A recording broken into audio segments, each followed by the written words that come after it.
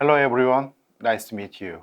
I'm a professor, the Department of Computer Science at Gwangju University. We will study the adoption issues of cloud computing. Cloud computing provides a completely different computing environment. In a similar way, it's like moving from a private house to apartment house. You don't live alone in apartment house. You live with others. A lot of things should be changed. So there are a lot of things to consider when adopting cloud computing. Some are particularly sensitive. And let's take a look at the main issues required for cloud adoption. There are 5 issues. U2L, what is called Unix to Linux, and privacy, data sovereignty, inter-ministry collaboration, budgeting. First, I will talk about U2L. There are issues with using Unix in a cloud environment. Unix supports server virtualization, but does not provide large-scale cloud services. Unix is not supported by cloud open source platforms. Neither AWS nor MS Azure support Unix. Therefore, the Unix-based systems that you are currently using will need to move to Linux-based.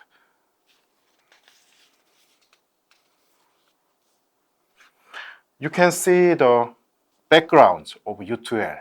Backgrounds are the performance of x86 has taken a quantum leap forward and Linux has become more stable. The exponential growth in performance and Linux development and stabilization.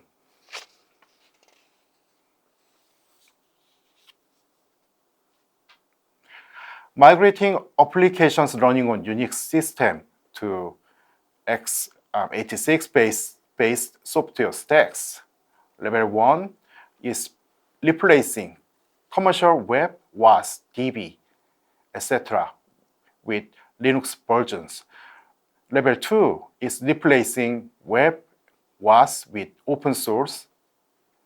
Level 3 is replacing all web, WAS, and DB with open source web, WAS, and DB. So level 3 is a whole change in environment.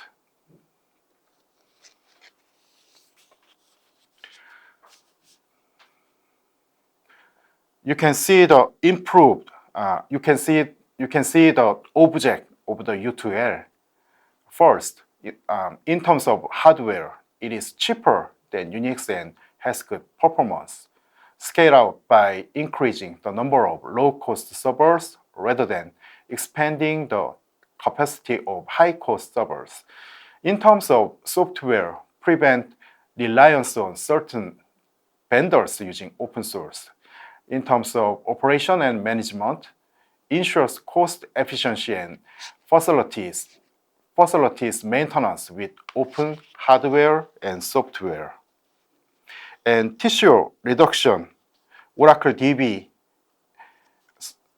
33% of Unix cost and software cost reduced to 50% of Unix.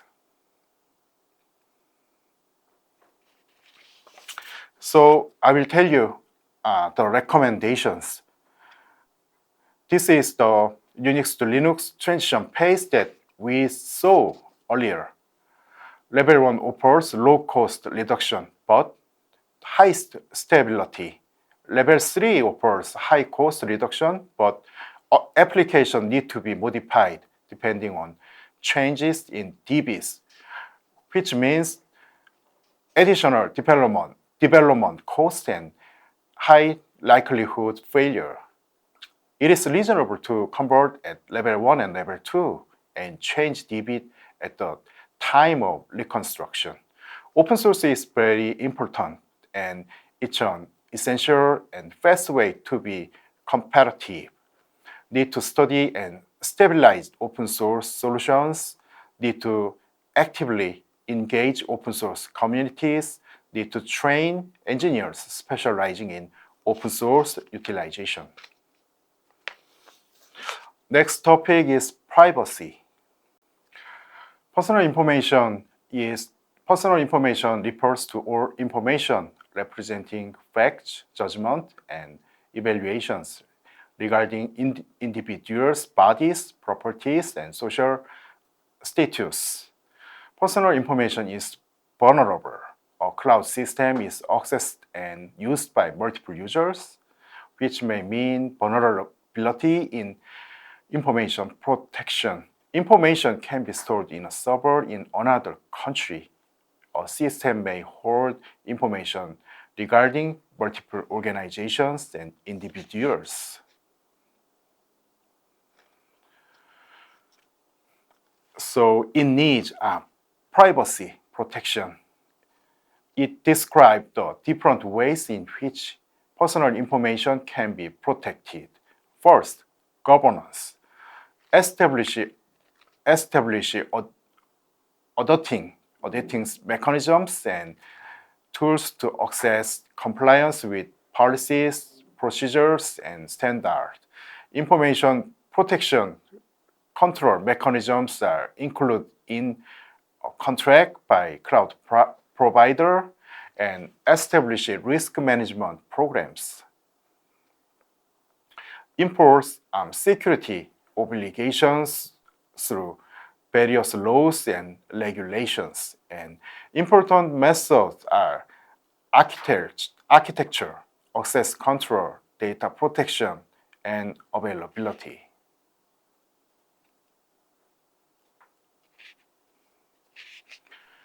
Protection of personal information in terms of access control, designate a personal information protection manager, allow access to personal information stored in cloud servers only from the executive's account. Need to take measures to prevent illegal access and intrusion. The next topic is data sovereignty. Data sovereignty means individuals' right to decide where, how, and for what purpose data are used. With increased importance of data, countries across the world strive to protect their data. If a cloud system with a country's crucial information is located overseas, it may cause various issues. Countries block other countries' system from accessing their data. There are some national policies to protect their own data. The US, EU, Japan, and China have their own rules. The main content is similar. They want to have their data ownership and they want to protect their data.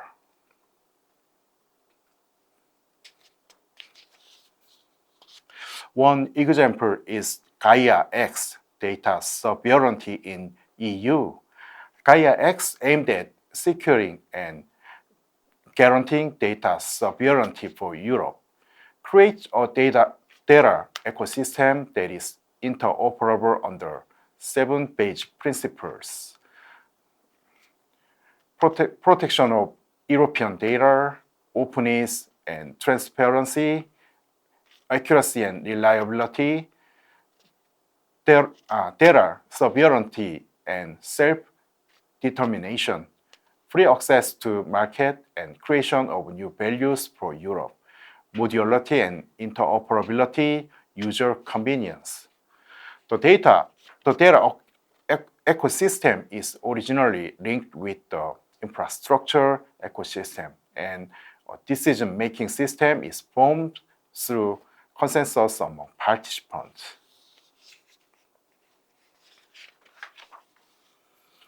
Now, I will explain data sovereignty in Korea. Under the Cloud Security Certification Program, what is called the CSAP, public systems in Korea can only use Korean cloud services. Cloud service providers in other countries are demanding that Korea recognize international security certification as Korea Cloud Security Certifications. The United States, US, is pushing Korea to open up the cloud market for public finance. Now, I will tell you the direction of data sovereignty solutions. Data sovereignty protect the country's native business and industries. So it is needed to protect countries data. But other countries want to open up their cloud market to get profit, and it is crucial to find ways to gain meaningful advantages rather than strengthening data sovereignty in industrial terms. Next is the interministerial collaboration. It is an important infrastructure that supports or informatization in cloud computing countries. Inter-ministry collaboration is necessary for informatization using cloud computing. Completing interests and differences in work practice restrict collaboration among ministries. The success of national informatization depends on inter-ministry collaboration. So inter-ministry collaboration is required to preemptively respond to the waves of fourth industrial revolution. I will explain inter-ministry collaboration for cloud in Korea. It started with the first cloud computing basic plan. Each ministry worked together on each other's roles towards a single goal. Cloud policy conservative body increased public cloud use by public institutions, cloud procurement system, cloud support center, cloud security and incident response. For SME and industrial innovation, support for cloud migration at SME, cloud migration at industrial complexes, smart farm, tourism, fintech, geospatial information, manufacturing, and so on.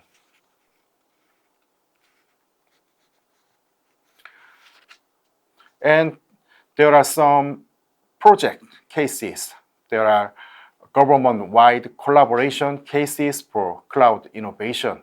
They have been carried out in conjunction with the relevant ministries to enable cloud services in the industry. Supported project in the agriculture and business R&D sectors in 2019, developed cloud-based agriculture innovation services. Supported project in the industry and education sectors in 2020, developed service packages for digital transformation of business solutions, etc.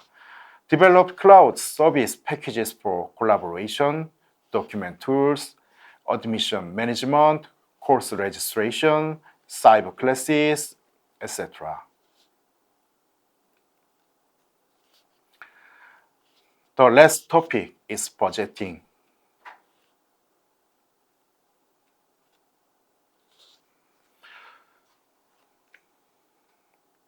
There are issues for budget.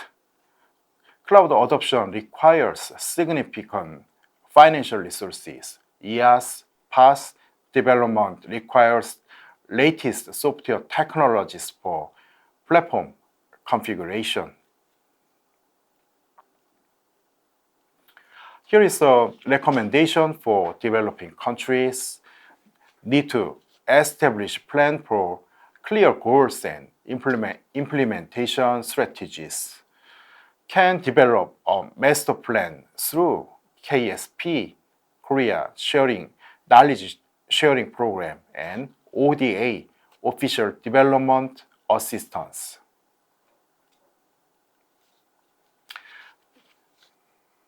I will explain about KSP.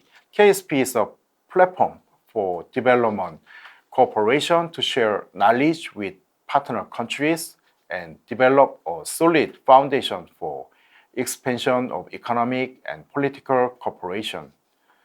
Knowledge is also a key factor in strengthening the effectiveness of development cooperation. Knowledge sharing offers opportunities to build close partnerships based on mutual learning.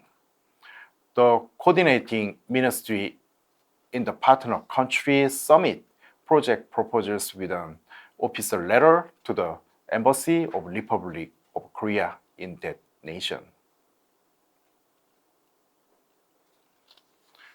There are cloud computing projects carried out by KSP. KSP is aimed at knowledge sharing, so consulting is carried out such as establishment of a master plan. There are some examples project. You can see cloud-based smart city in the Republic of Serbia and establishment of an effective cloud-based data system in Paraguay and others.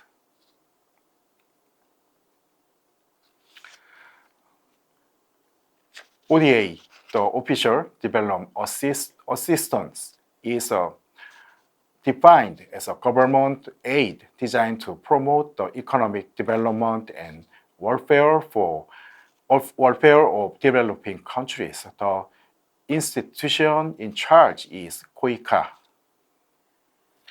There are some types of aid that can be leveraged for cloud computing: core contributions and pooled programs and funds, project type interventions, experts and other technical assistance.